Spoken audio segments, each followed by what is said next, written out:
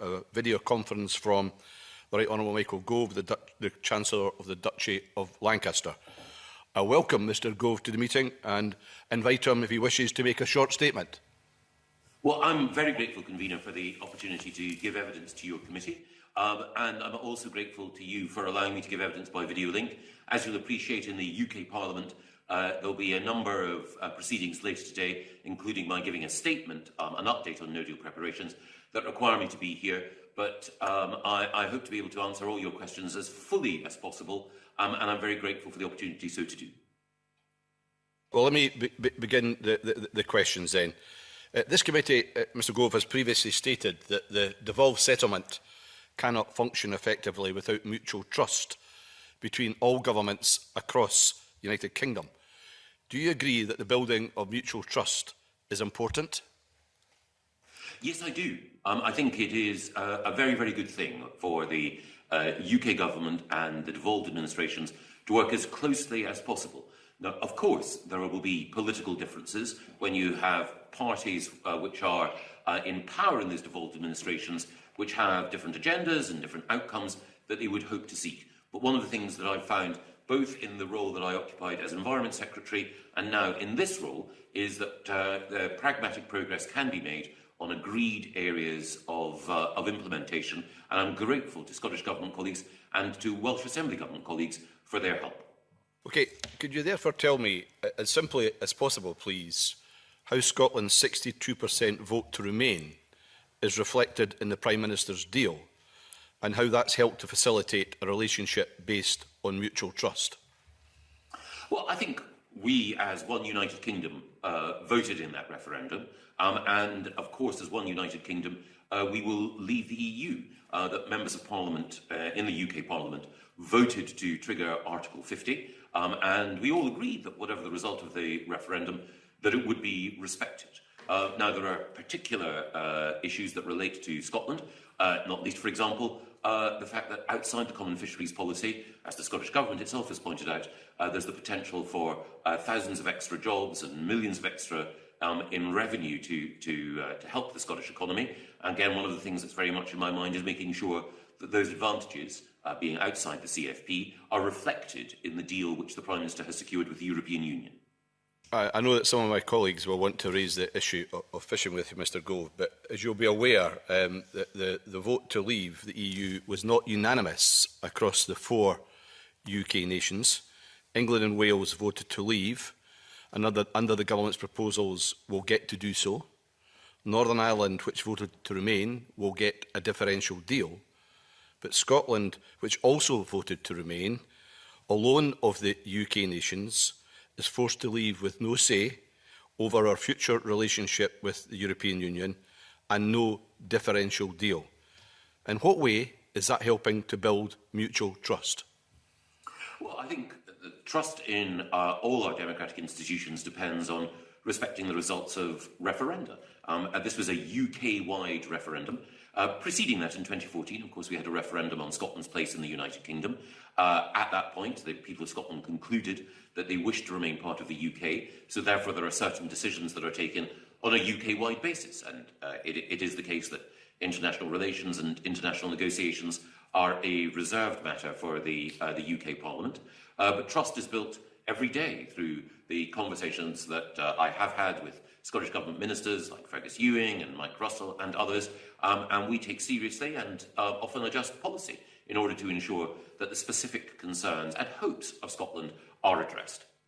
Well, obviously, previously the Scottish Government put forward on 3 different occasions proposals for a differentiated position for Scotland remaining in the customs union and the single market. I know some of my colleagues may come back to that.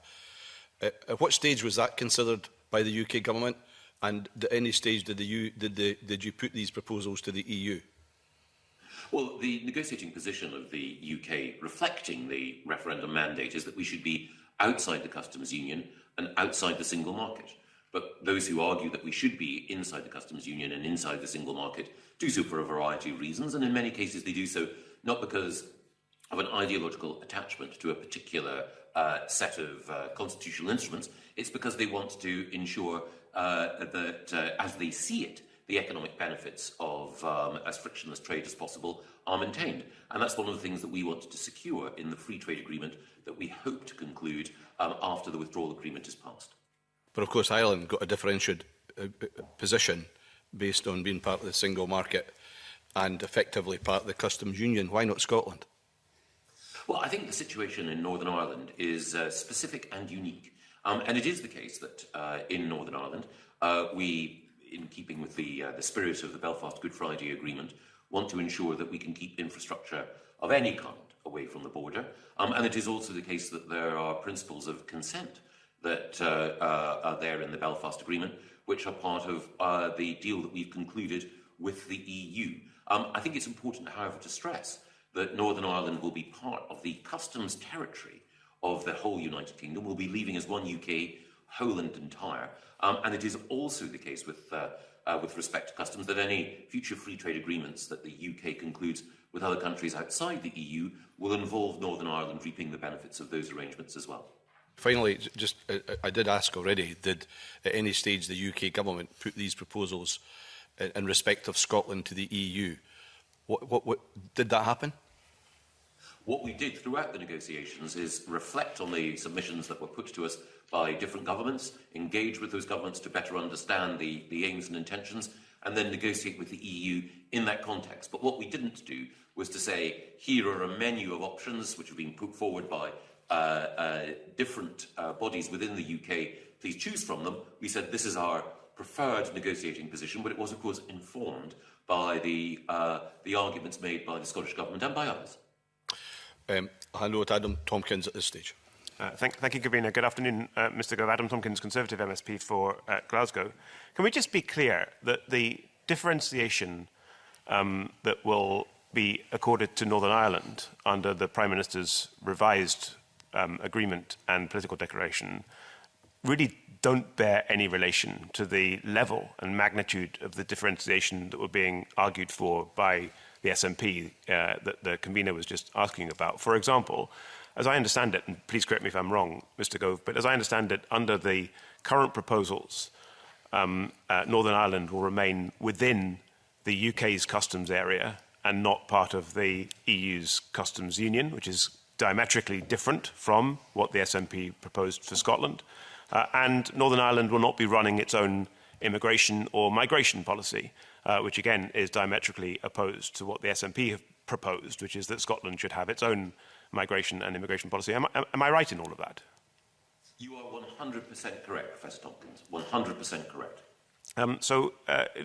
Is there anything that we can do, Mr Gove, as unionists to help our nationalist friends understand that differentiation for Northern Ireland does not equate to SNP-style differentiation for Scotland? Yes, and I think it's important to understand, as I'm sure the committee does, that the devolved settlement is different in each part of the United Kingdom. And because of Northern Ireland's troubled history, there are ways, for example, by which the Assembly, when it's up and running, take decisions that are wholly different from the way in which the Scottish Parliament takes decisions. And I think it's important to recognise that. It's also important to recognise that there are specific circumstances that prevail in Northern Ireland because of its land border with the Irish Republic, which require both the UK as the relevant state and also Northern Ireland as the nation within that state to have specific requirements which would not be which would be neither appropriate nor relevant to Scotland. Of course, if it is the case at any time that the Scottish Parliament concludes that there are aspects of the devolution settlement that it would wish to readdress, then the UK government it will always listen with respect and understanding to proposals put forward by the Scottish Parliament and the Scottish Government. That's helpful, thank you. So our concern, understandably, in this Parliament is specifically with Scotland's interests, Scotland as part of the United Kingdom, of course, and with the interests of the Scottish economy.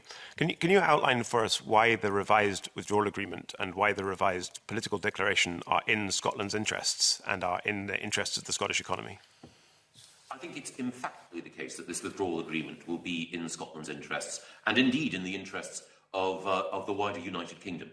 It allows us to leave in a smooth and orderly fashion. It ensures that we can move quickly to concluding a free trade agreement with no quotas, tariffs or quantitative restrictions on the access of our goods to European markets. But it also ensures that we can take decisions about, for example, financial services in London and in Edinburgh, which allow financial services to take advantage of a greater degree of regulatory flexibility. It's also the case, as the Scottish Government has pointed out, that this deal will enable additional investment and new jobs in the fisheries sector, which will help revive coastal communities. It is also the case that we will be outside the Common Agricultural Policy, so the Scottish Parliament and the Scottish Government can design an agricultural policy specifically in the interests of Scotland's farmers and allow new opportunities for Scotland's farmers and food producers to export across the globe. It is the case that if one looks, for example, at both the whisky and distillery trade and also fisheries and food and farming, there are new opportunities globally to export which this deal will provide for Scotland, while at the same time safeguarding as frictionless as possible access to the EU market. All of which does raise the question of why so many SNP, or indeed why all SNP MPs have voted against this deal and its predecessor deal now, I think, on 4 occasions. Mr Russell called for a transition period. This deal provides for it. Mr Russell also called for no hard border on the island of Ireland, and this deal, it seems to me, avoids it. And Nicola Sturgeon called for a guarantee on EU citizens' rights, and this new deal provides for it. So given that this deal does so much of what the SNP have, I think, rightly demanded for Scotland, do you understand why the SNP continue to vote against it? Is it perhaps because they want a no-deal Brexit? Well, it is perplexing to me when the SNP have made it so clear, and I can understand why, that they don't want a no-deal outcome. I certainly don't want a no-deal outcome. The best means of averting a no-deal outcome is to vote for this deal. And the failure of SNP MPs in the House of Commons to do so far, I think will allow many people to draw the conclusion that you've just drawn, Professor Tompkins. Yes. Thank you. I might come back later on common frameworks and other matters, but that's all for now. Thank you. Tom, I think you're a supplementary. Convener, and good morning, Minister. I'm very grateful for you making the time of what I know is a very busy day to be with us here to give evidence to the committee. Mr Tompkins made reference to the transition period. I wonder if you could help me understand, as a point of clarification, is it still UK government policy and within this deal that the transition period should come to an end at the end of 2020? Yes. Okay, so in that sense, you envisage that there will be a comprehensive free trade agreement with the European Union negotiated and ratified in a little over 12 months' time? Yes. That's the UK government's position? Absolutely. Okay, thank you for clarifying that. Now, there was some discussion about a differentiated arrangement for Scotland, for Northern Ireland. I'd like just to bring this back to very simple language that I know my constituents, and particularly businesses within my constituency, Renfrewshire South, will appreciate. So it's just a very simple question, Mr Gove. Will Northern Irish businesses have easier access to the European single market than businesses in the rest of the United Kingdom? Yes. They will do. Do you think this puts businesses within Scotland and indeed in England and Wales at a competitive disadvantage to businesses in Northern Ireland? No, it need not. It's not. Why would it need not? There are, if we secure the free trade agreement that we are looking to secure, then it should be the case that there will be no quotas, no tariffs, no quantitative restrictions, no additional friction, and that would allow businesses in Scotland, Wales and England to have full access to the EU market. But it is, of course, the case that in Northern Ireland there are specific factors which mean that we want to ensure that there is no need for infrastructure at or near the border, and that requirement, which was, as Professor Tompkins pointed out, something that my friend Mike Russell insisted on, we have ensured that this deal delivers on that. Very much appreciate the delicacy and the sensitivities of Northern Ireland. My question more pertains to what the economic impact would be for businesses in Scotland. Now, in your remarks just there, you used 2 qualifying words, should and if. This is contingent upon a deal being negotiated by the end of next year, which, if you forgive me, I'm sceptical, as I know many people are, can actually be achieved, given the normal duration that these deals take. So what assurances can you give for businesses in Scotland if that deal is not negotiated by the end of next year, that they will not be put at a disadvantage We will be doing everything we can as a UK government, and I hope with the help of colleagues in the Scottish Parliament and the Scottish Government, to ensure that we get a good free trade agreement. It's emphatically in the interests of both the EU and the UK, and it's also been the case during the period that we've been negotiating the withdrawal agreement and the political declaration that progress has been made in mutual understanding in a variety of areas, like a satisfactory level playing field, which should mean that these negotiations can be concluded very quickly. My final point is just to bring it back to a question that the convener raised in his opening line of questioning. A clear majority of people in Scotland voted to remain within the European Union. It is the only part of the United Kingdom where that result has not ultimately been recognised. And you have conceded, as your colleague Dominic Raab conceded, when he said that this deal is a cracking deal for Northern Irish businesses because they stay part of the UK customs territory, but they've got seamless access to the EU single market. You're conceding that this deal could, and may very well, and is perhaps likely, to put businesses in Scotland, to put businesses in my constituency at a competitive disadvantage. Do you think that's fair? Well, I think businesses in your own constituency and across Scotland will be at a competitive advantage when we secure a free trade agreement. One of the things that would put businesses in Scotland at a competitive disadvantage would be if Scotland were to separate from the United Kingdom and that we were to have new strains, new tensions and new friction in that economic, social and cultural and political relationship. Well, I thank you for answering my questions, but I don't think businesses in my constituency will be reassured by that at all. Now, Mr Gove, to Alec Rowley. Hello, good afternoon, Mr Gove. Can I just, following up on that, try and clarify? Things seem to have happened so fast, it's sometimes difficult to keep up with where we actually are in terms of Brexit. But I noticed quite a number of commentators yesterday and today still talk about the possibility of a no deal in terms of, I assume, that the fact that the Prime Minister wrote seeking a possible extension takes us past the 31st if you've not got a deal in the legislation through Westminster.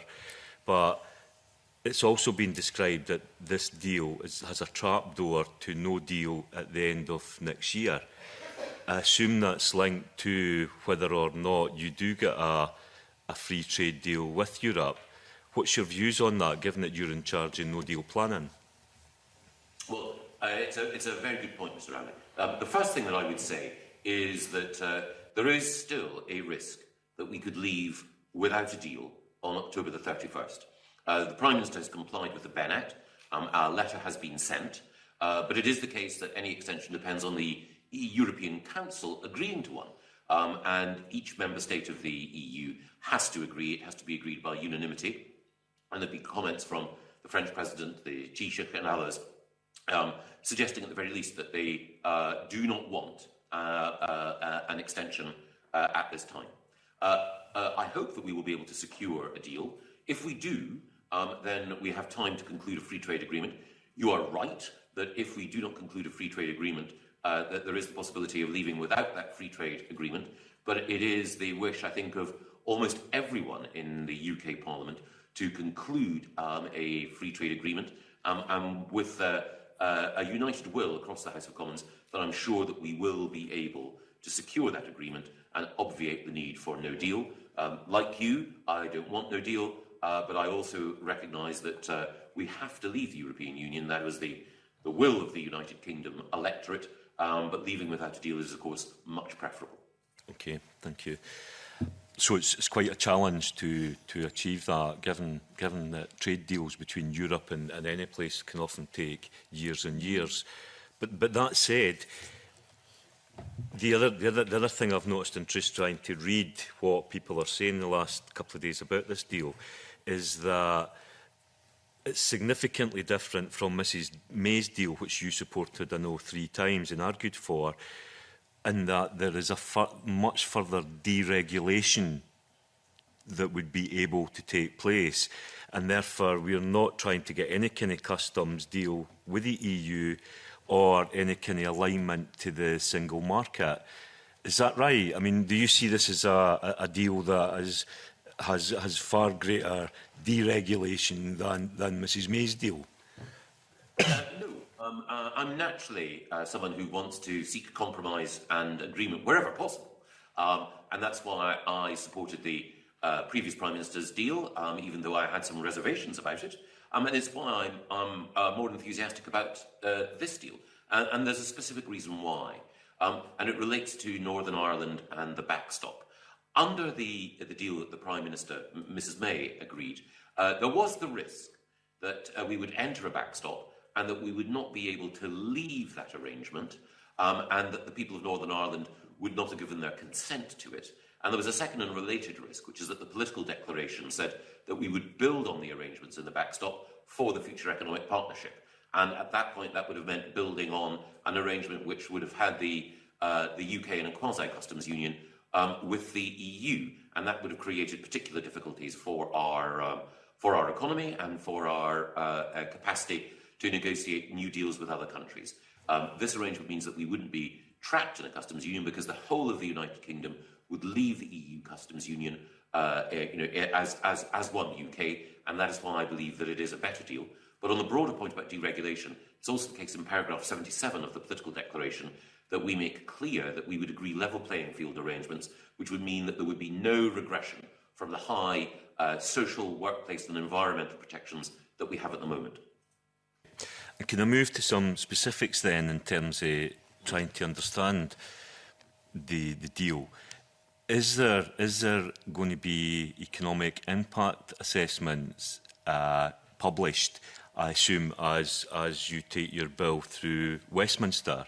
Because wouldn't you agree that it's important that we understand what this deal means for different industries in Scotland? We do understand that, and I think it's the case that there have been a number of commentaries from people who are economically well informed and have a deep understanding of their sector that have explained what the advantages of securing a deal would be. Most recently, the Governor of the Bank of England, who pointed out that this would be, passing the deal would be a good thing for the UK economy. And of course, his predecessor, Mervyn King, who was being interviewed yesterday, stressed that it would be overall a positive for the UK to resolve this issue now, and that we would be in a strong economic position to do what was required in order to make our economy grow in the future. Does that mean that economic impact assessments will be published in Westminster, that we will be able to access and understand better what this deal means for us? Because I know the Scottish Chamber of Commerce, for example, were quoted in the Sunday Times yesterday saying that we must have answers on the potential impact for trade, investment, communities and jobs right across Scotland. And that information doesn't seem to be available as it is just now. Well, I think one of the things that I would stress is that it's very, very difficult when you're thinking about economics to make projections on the basis of one particular change, because we know that in the economic life of a nation, even as we leave the European Union, there are other changes that this government or any government could introduce to tax or to other areas of policy, investment in infrastructure and in education, which can ensure that the economy continues to grow. And one of the things that I would say is that during the course of the passage of the bill, we will be debating the precise economic parameters that allow us to grow our economy in the future.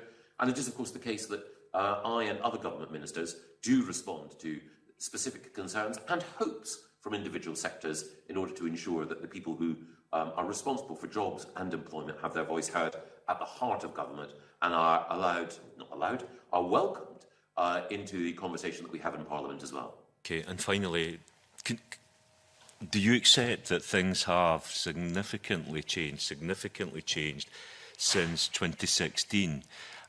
You yourself and the Prime Minister and others were in that referendum advocating and saying that we would get a deal like Norway.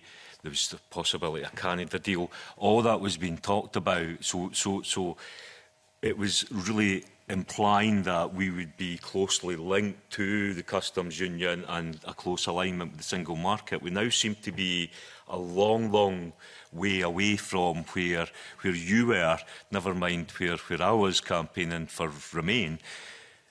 Therefore, is it not right, given that we've had 3.5 years of such uncertainty that we all hopefully know a bit more now than we did then, is it not right that you bring your deal back to the people and give us the opportunity, now we know what it's about, whether we want to take that deal or indeed whether we want to remain? Well, one thing that I would say, I completely understand the sincerity with which many people argue for a second referendum, friends of mine included. But during the first referendum campaign, the Prime Minister and I were very clear that leaving the EU meant leaving both the single market and the customs union. And indeed, the then Prime Minister, David Cameron, made it clear that that would be the case as well. Now, I remember during the referendum campaign that some people argued that this was a mistake, that we should stay in the single market and the customs union. But the Leave campaign's clear view was, no, we need to leave both. And that is what we're doing. But we're also doing it in a way, if this deal passes, which enables us to have a relationship based on free trade, friendly cooperation and closeness to our European friends and partners. Okay, thanks, Convener. We're going to go to Angela Constance. I think she's got a supplementary in this area. Am I right? Thanks, Convener. It's more of a supplementary going back to our earlier discussion. Good afternoon, Mr Gove. I want to quote the Prime Minister to you when he said, "We have made consent a fundamental element of this deal. No arrangements can be imposed on Northern Ireland if they do not work for Northern Ireland. The people of Northern Ireland will have the right to withhold consent." So, Mr Gove, if consent is a fundamental element of this deal for Northern Ireland, why would that not be the case for Scotland, the highest Remain voting part of the UK? Well, I think it's important to understand, as I know the committee does, the unique circumstances of Northern Ireland. And consent is at the heart of the Belfast Good Friday Agreement, and it has a specific meaning in the context of that agreement.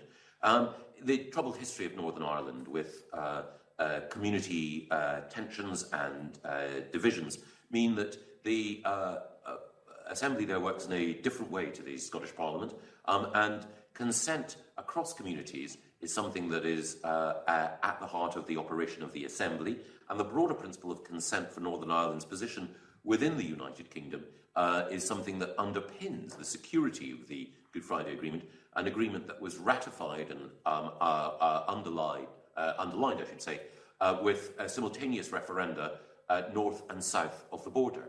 Now, we've had, as you know, 2 referenda in Scotland and across the United Kingdom. Firstly, that Scotland should stay in the United Kingdom, and then that the United Kingdom as a whole should leave the EU. So, in each case, the specific arrangements are underwritten by those democratic events, and it's in respect of those democratic events that specific arrangements for Northern Ireland have been reached. So I'm not for a minute disputing the special circumstances around Northern Ireland. I'm not even disputing the result of the 2014 or indeed the 2016 referendum. But you say you value the Union, the UK Union. Therefore, why would you rightly make extra efforts to accommodate Northern Ireland, given its uniqueness, but pay no heed to the uniqueness of Scotland? Our Parliament, of course, still meets. And we, it is a fact, we're the highest voting Remain part of the UK. Do you not accept that it is unfair and undemocratic for no accommodation to be given to Scotland? Well, I think we do respect the uniqueness of Scotland's position, and we do make more than accommodations. We do think about... Please. Sorry? Could you give an example of where you've given an accommodation?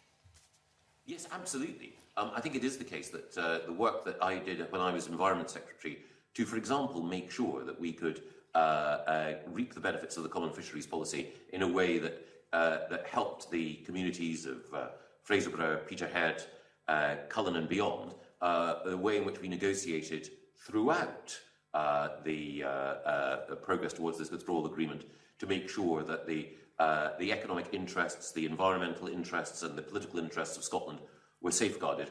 all of these were, I think, evidence of that. It's also the case most recently that the Cabinet Secretary with responsibility for agriculture, Fergus Ewing, asked that in the event of a no-deal outcome, that we specifically argue that there should be an exemption for a period from the requirement for export health certificates to be issued because of the specific dynamic alignment that we had agreed to more broadly as a result of third country listing. I was pleased to be able to ensure that Fergus's specific request formed part of the mandate for our negotiators. Okay, interesting detail, but I suppose my question was more at a fundamental level about the issue of consent, and at a fundamental level that's been accepted for Northern Ireland but not Scotland. I wonder if you mind, Mr Gove, could I ask, is it the case that EU member states have a legal veto on whether Scotland and the UK leave the EU on October the 31st? Well, it is the case that, if I can explain the procedure, and I think the committee is broadly familiar with it, that the letter having been sent as a requirement of the BEN Act, the European Council will meet, and when the European Council meets, and it's for them to decide, then they will then decide whether or not to grant an extension, and on what terms, and of what length. And it could be the case that any single member state decides that it would be inappropriate to offer an extension, in which case no extension exists. And it is that risk that is in my mind, and it is why we are intensifying no-deal planning, because we cannot assume that every EU member state will agree to granting an extension. Okay, so given that EU member states have a legal veto, do you know how many of those EU member states are smaller than Scotland?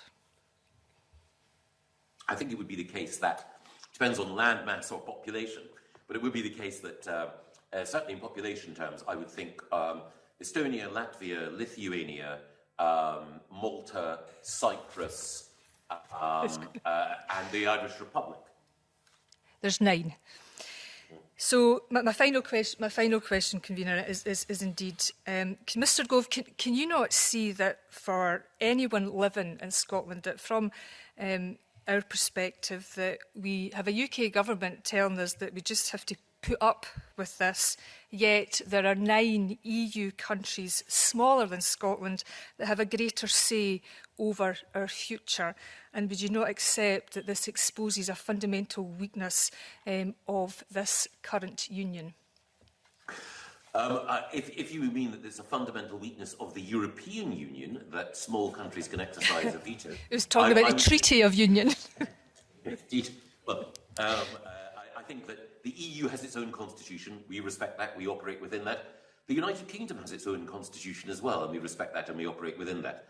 But I think it's also important to bear in mind, as I know the committee does, that more than 1 million Scots voted to leave the European Union.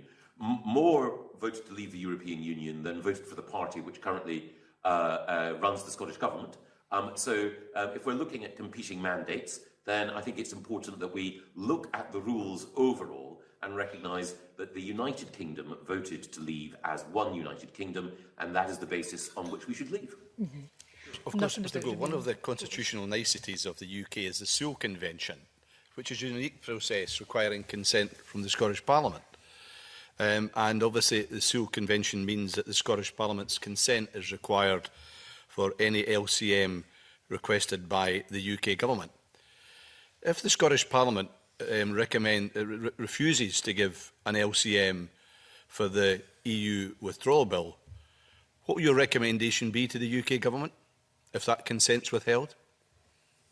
I think it's important that we respect the debates that are held in the Scottish Parliament, but ultimately it is the UK that will decide, the UK Parliament that will decide the terms on which we leave, whether there are SNP members in that Parliament, and it is important that we protect the principle that international negotiations are conducted by the UK Government on behalf of all UK citizens. It's also important, of course, though, that in doing that, that the relations between the UK Government and the Scottish Government are relations of respect, and the relations between the UK Parliament and the Scottish Parliament are relations of respect and understanding. Thanks very much for that, but I guess that was a polite way of saying that the will of the Scottish Parliament, if it decides to withhold that consent, will be ignored. No, we would never ignore what happens in the Scottish Parliament. Well, we'll see very shortly, I suspect, when it comes before the Parliament. Adam Tompkins. Thank you, Convener. I mean, the SNP ministers often like to talk about respecting the devolution settlement when it comes to discussing the Sewell Convention. Do you agree with me that respecting the devolution settlement means respecting that which is properly devolved and respecting that which is properly reserved, and that international treaties and international negotiations and the UK's relations with the European Union are reserved to the Westminster Parliament, and if we are going to respect the devolution settlement, then we should respect all of that? Yes, I think that is absolutely right, that the people of Scotland voted in a referendum to restore the Scottish Parliament, to establish the Scottish Parliament, but they also voted in a subsequent referendum to remain within the United Kingdom. And that means that the will of the Scottish people is to have a devolved arrangement, and a devolved arrangement, exactly as you describe, means that the Scottish Parliament has and the Scottish Government have competence and authority in a specific number of areas. We absolutely respect that. That works well, but it is also the case that the UK Government does as well, and by dint of the fact that it's the UK Government that is the relevant member state within the European Union, and of course, as it happens, the relevant member state of the United Nations and of NATO, that when it comes to international negotiations, they should be conducted by the UK Government, answerable to the UK Parliament. Thank you. Of course, an LCM is seeking consent from the Scottish Parliament for the UK Government to operate in areas which are devolved, which is the nicety of the Sewell Convention. Patrick Harvey. Thank you, Convener.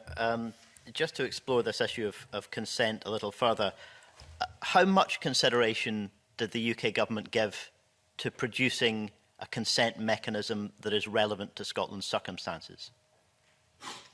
In thinking of the consent mechanism that operates in Northern Ireland? You've clearly made the case that the consent mechanism in relation to Northern Ireland is particular to the circumstances and has a special meaning within the Good Friday Agreement. I think we all acknowledge that, while reminding you that you opposed the Good Friday Agreement. You called it a denial of national integrity, and you described it as you said that it enshrines a vision of human rights which privileges contending minorities at the expense of the democratic majority. So it's a little peculiar for you to be relying on it now as a defence for the complete absence of a consent mechanism for Scotland. I'm merely asking whether there was any consideration by the UK Government to design a consent mechanism that was relevant for Scotland and for its particular circumstances. Well, two things there. Yes, I did have worries about the Good Friday Agreement. Indeed, I also had worries about devolution to Scotland, but there was a referendum in favour of the Good Friday Agreement, in the same way as there was a referendum in favour of devolution to Scotland. It's my policy, once referendums have occurred, to respect them and to do everything I can to make them work. And it is the case, undoubtedly, that since both devolution to Scotland and the Belfast Good Friday Agreement, that we have seen progress, and I'm content to acknowledge, more than content, I'm very, very happy to appreciate and respect the progress that has been made there, and anxious to ensure that the progress that's been made, both through devolution in Scotland and Wales, and also through the establishment of the Belfast Agreement, very, very determined to ensure that that progress continues to be made. Now, with the answer to my question. And so what is the answer to my question? I asked what level of consideration was given by the UK to design a consent mechanism that was relevant for Scotland's circumstances. Well, we do have a consent mechanism that is relevant to Scotland's circumstances. We have our existing constitutional settlement. And can you explain how it is that Scotland's consent is acquired for the withdrawal agreement? It is the case, as Professor Tompkins, I think, laid out brilliantly, that it is the UK Government and the UK Parliament which are responsible. The UK Government's responsible for international negotiations. The UK Parliament ratifies international treaties. It is the case that Scotland has a number of very, very able representatives in the UK Parliament. They are of equal weight, worth and standing with every other member of the UK Parliament.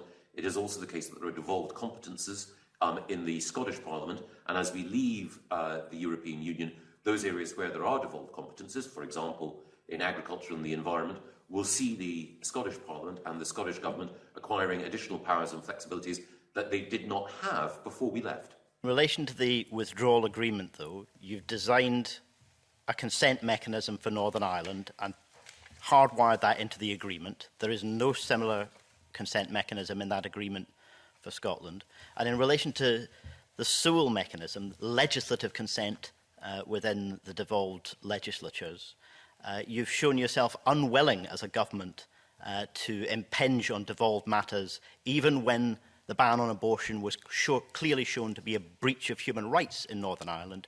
You said we're not willing to legislate in a devolved matter, and it was the Parliament that forced your hand on that. But in Scotland, you have been willing to legislate on devolved matters without the consent of this Parliament.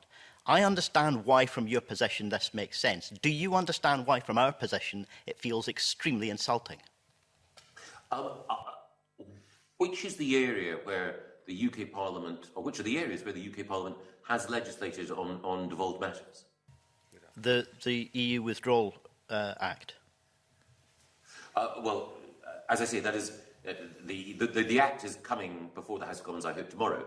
But the original, not the agreement, not the withdrawal agreement bill, which is coming. The Withdrawal Act itself, which has been passed.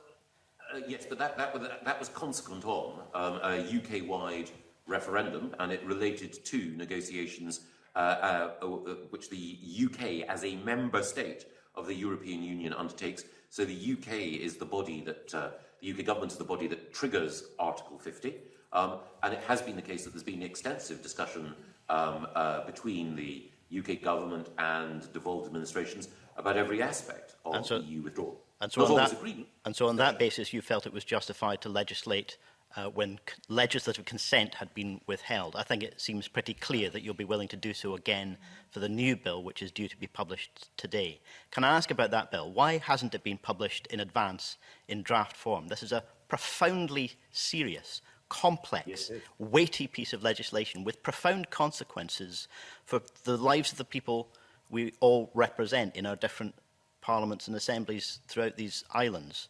Why has it not been published in advance in draft form to allow some level of scrutiny, not just by parliamentarians, but by civil society as well? Well, I think that it's 3.5 years now since the original vote to leave the European Union, and there's been extensive debate in our own Parliament and in the Scottish and Welsh Parliaments about the ramifications of leaving. I think that many people understand very well many of the questions. If there were specific questions about our departure which you wanted to probe, I'd be more than happy to deal with any of those. And the bill will give effect to our desire to ensure that the withdrawal agreement, which has been published in full and has been there available for scrutiny, and the political declaration likewise, can be given effect. Ask detailed, specific questions about the withdrawal agreement bill when the withdrawal agreement bill has not been published? Well, one of the things I would say is that people can ask detailed and specific questions about the withdrawal agreement, and indeed some of your colleagues have done so. So the bill is giving effect to the withdrawal agreement. Until people raise their concerns about the withdrawal agreement, and I understand people do have them, then I can't anticipate what the questions are that people might want me to answer. Well, I can't anticipate what the questions are I want to ask until I've seen the bill. The government has, under protest, now made a request for an extension to this process.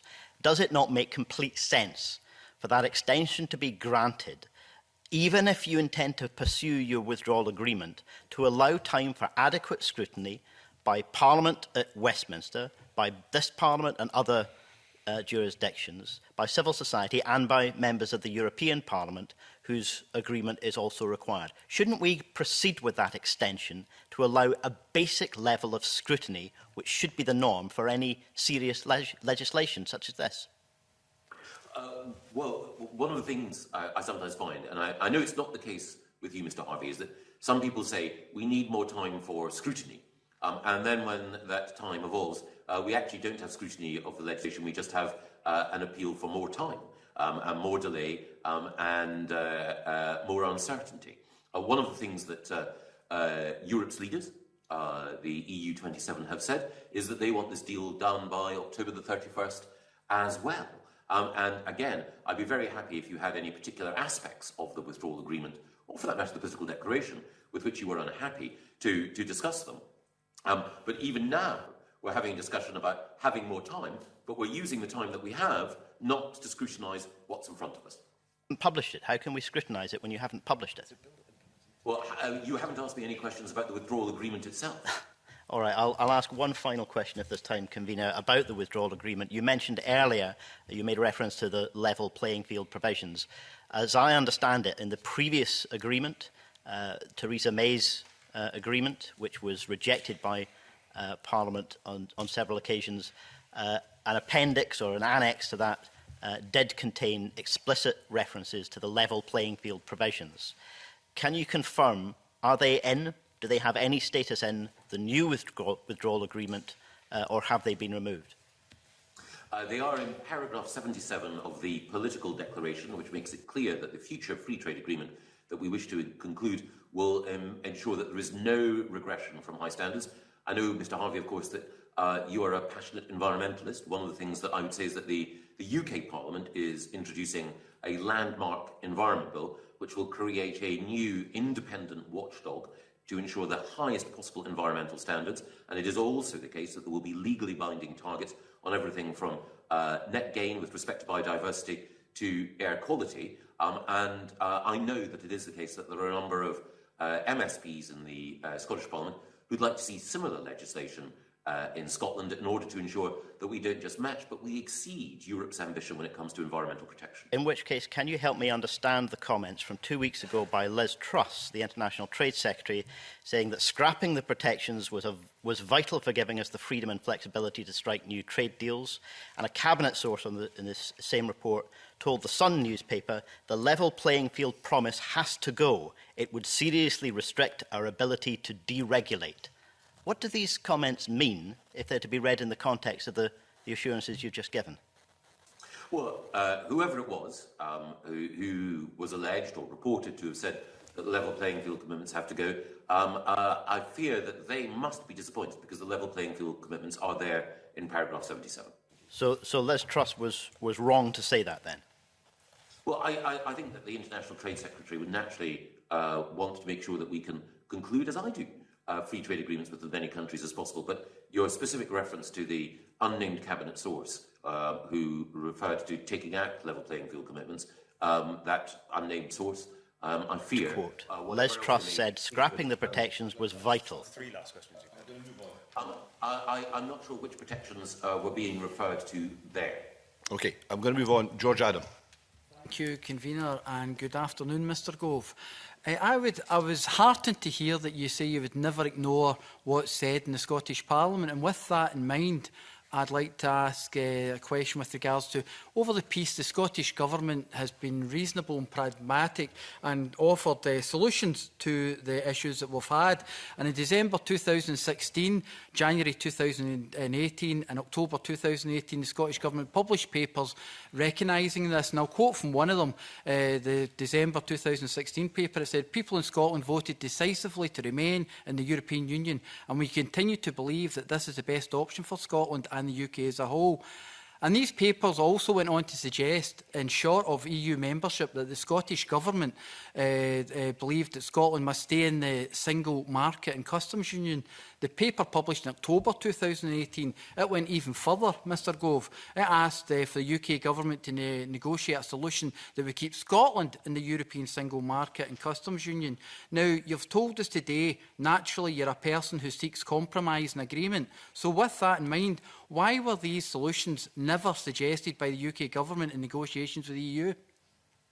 Well, we take seriously the Scottish Government's papers and arguments, but the reason why we're not asking that we should stay in the single market and in the customs union is that the case that was made for leaving during the 2016 referendum was a case that was built on leaving both the single market and the customs union.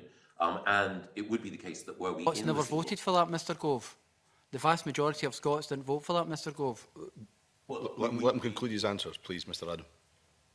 On you go, Mr Gove. Thank you. The two things I say are, firstly, it was a UK-wide referendum and the UK leaves whole and entire.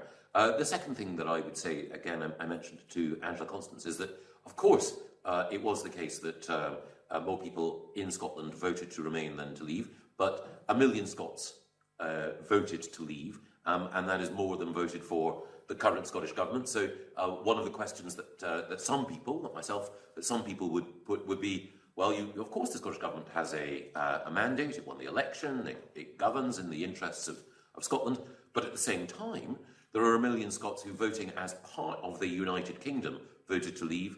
Their views must be respected as well. Mr Gove, I'm not going to get into an argument of who's got the biggest mandate here at the moment. I think we can move on to another question. It's if it's considered a good enough option for Northern Ireland, the situation we have now, why was no such option ever thought of for Scotland? That's the thing that I can't understand. If you are the individual who's naturally a person who seeks compromise and agreement. Well, I think it is the case that, as the committee's generously acknowledged, there are specific circumstances in Northern Ireland that don't pertain in Scotland. So it is the case that the Assembly, sadly not up and running at the moment, and the Executive are formed and composed in a different way. It is the case that Northern Ireland, as a geographical fact, has a land border with the Republic of Ireland. It is the case that the island of Ireland is a single epidemiological zone when it comes to animal health.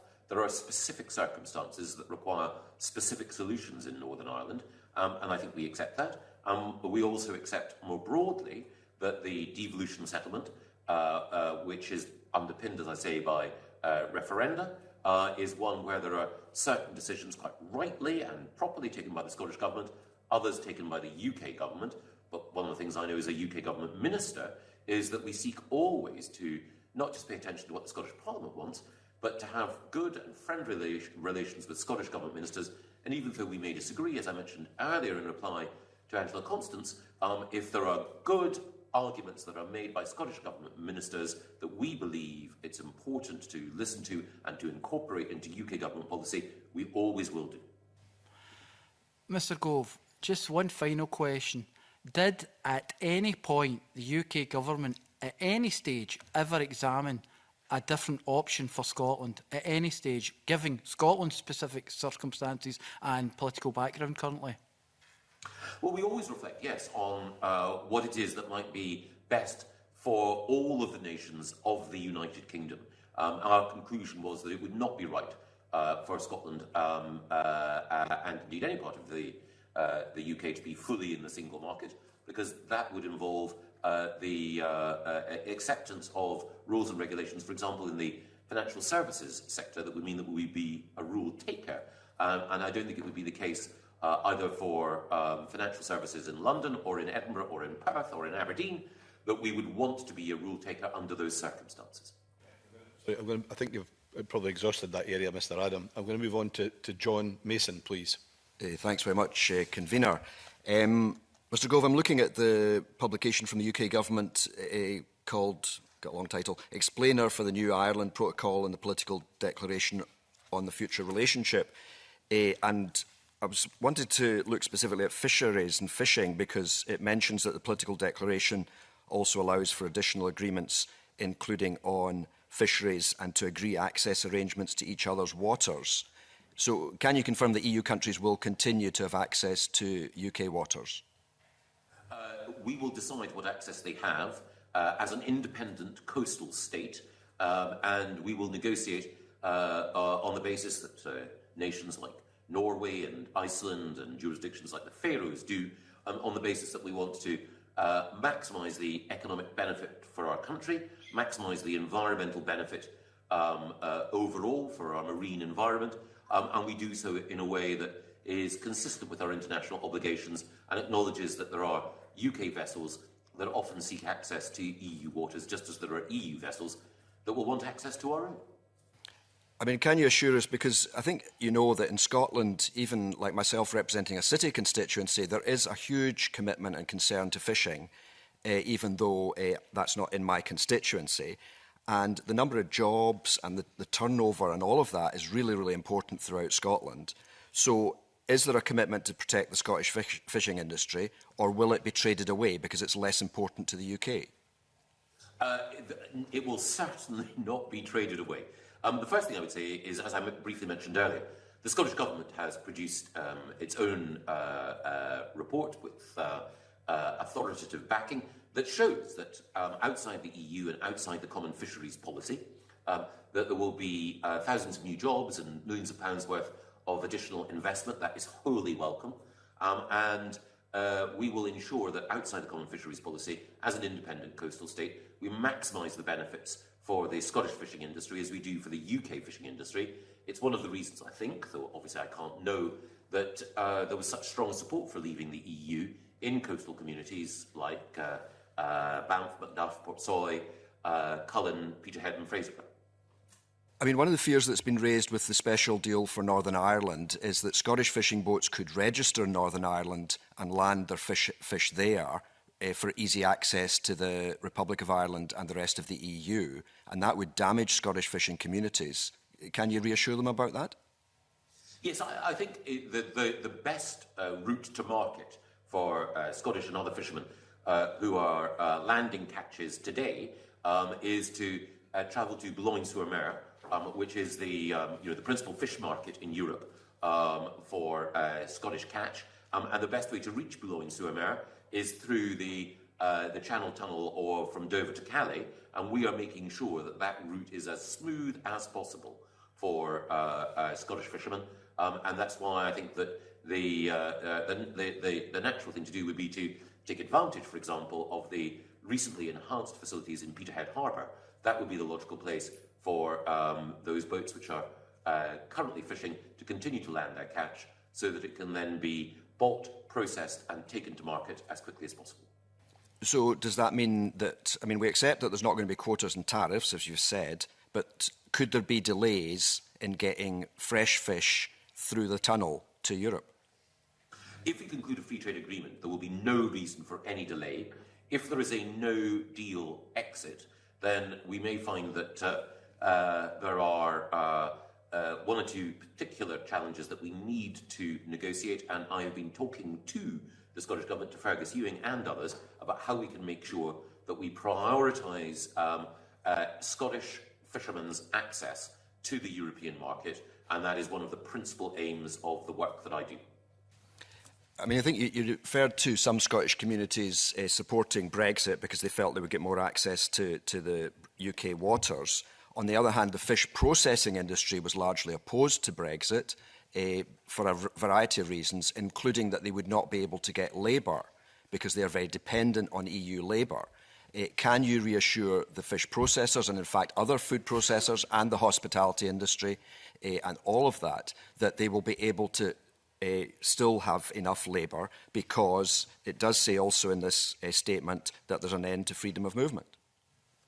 Yes, absolutely. There will be an end to freedom of movement. We, as a country, the United Kingdom, will be able to decide who comes here and on what terms.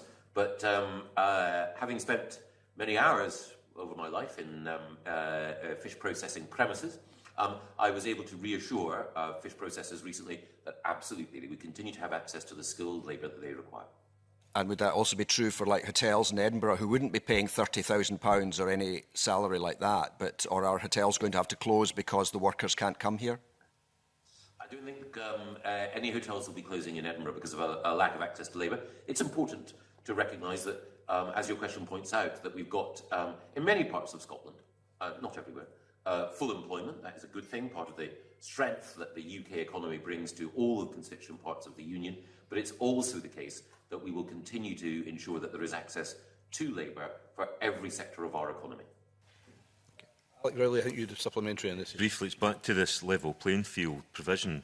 Is it correct that that will only last until the end of the transition period? And is it correct that EU leaders have said that that will severely restrict the access that the UK could get into EU markets? No, the specific reference to the transition period in paragraph 77 makes it clear, I hope, that it is the state of protections that exist at the end of the transition period from which there will be no regression. So if in the course of the transition period, protections in any area become stronger, then there won't be any regression from that. So we will have level playing field provision. So legally, are you saying that legally Boris Johnson could not sit a year down the road for now and think, yeah, the real problem with Britain is the amount of regulation we have, we're going to deregulate our economy? Are you saying to me he would not be able to do that? Well, we certainly wouldn't have any regression from those level playing field principles, but I'm sure it's the case. We can all think of them, of regulations which either the Scottish Government in the past or the UK Government in the past have put in place that we might want to amend or alter. So it's always going to be the case that at some point some laws and some rules need to change, but when it comes to protections for workers in the workplace, which I know you've devoted your life to, then they won't be eroded. I'm conscious you have a statement to make this afternoon, so a couple other very quick questions and we'll conclude. Adam Tompkins. Thank you. Thank you, Convener. Mr. Gove, I just want to ask you before you have to go, away from the detail of the withdrawal agreement and the political declaration, the government department for which you are responsible is the lead department in the UK for the development of common frameworks with the devolved administrations on the way in which powers to be repatriated from Brussels post-Brexit will be used across the United Kingdom. Do either the revisions to the withdrawal agreement or the revisions to the political declaration make any material changes to the way in which those common frameworks will be negotiated and agreed? In my view, no. And I believe that the common frameworks exist in the interests of every part, or will exist in the interests of every part of the United Kingdom, in making sure that the UK's own internal market can operate to the benefit of producers and consumers in Scotland, England, Wales and Northern Ireland. A particular puzzle about that, and I'm very pleased to hear that answer, but I've got a particular puzzle about that with regard to Northern Ireland. Given that Northern Ireland will be in a different position under the revised withdrawal agreement from the position that it would have been in under the backstop under the previous withdrawal agreement, how will common frameworks be sufficiently flexible to accommodate those differences? I think that one of the things that we will want to do, and I think any UK government would want to do, would be to ensure that when it comes to regulations, we are as aligned as possible in every area in order to ensure the minimum friction at any border or the minimum friction within any marketplace. And for example, I think that when it comes to food safety rules, I cannot see it being the case that there would be different food safety rules in any part of the United Kingdom, because we would want to ensure that people had confidence in the operation of food safety, to take one of the most oft-cited areas where common frameworks would be required. Okay, thank you. Finally, from me, Mr Gove, obviously the whole area of level playing field close alignment has moved from the legal text into the political declaration. And Adam Tompkins, I think, is right to explore the area of common frameworks, because my question would be, are the constitutional arrangements within the UK robust enough to allow devolved institutions to choose, if they so wish, to continue to be aligned to the EU law in devolved areas, while allowing the rest of the UK, if it so wishes, to pursue a different approach? Well, I think we have to, as with the common frameworks, look on a case-by-case basis. Is it the case that the common frameworks continue to allow the UK's own internal market to work in the interest of all? But let's take a case in point. Were it to be the case that the Scottish Government in a devolved area were to decide that it wanted to pursue a different policy approach on agriculture or the environment, for example, then it would be free to do so. The common frameworks are there because they are common in all our interests. But if it were the case, for the sake of argument, that the Scottish Government wanted to have to reintroduce, say, headage payments, that might have an effect on the competitive position of farmers in the rest of the UK vis-à-vis Scottish farmers, but it would be entirely within the devolved competence of the Scottish Government to do so. But while the method of agricultural support that the Scottish Government is responsible for might well diverge from that of other parts of the UK, I think there would be common rules on, as I mentioned earlier, animal health and SPS standards to which we would all wish to adhere. Well, that's effectively you given quite a commitment to be as flexible as possible on behalf of the UK Government for policy divergence in devolved areas compared with the rest of the UK? Yes, my aim is to try to ensure that people recognise that devolution works, and that we give the Scottish Parliament and the Scottish Government in all of those areas where it has a devolved competence the capacity to initiate policy. But the reason for common frameworks is that both in our negotiations with the EU and within the UK, the principle of divergence for its own sake, I think works against all our common interests. We should be free in those areas where we've agreed to shape the policy that we believe is right for those whom we serve, but we should also recognise that there are areas where cooperation and agreement work in all our interests. Okay, thank you, Mr Gove, for giving your time today. I now close this particular meeting of the Finance and Constitution Committee. Thank you very much, Convener. Thank you.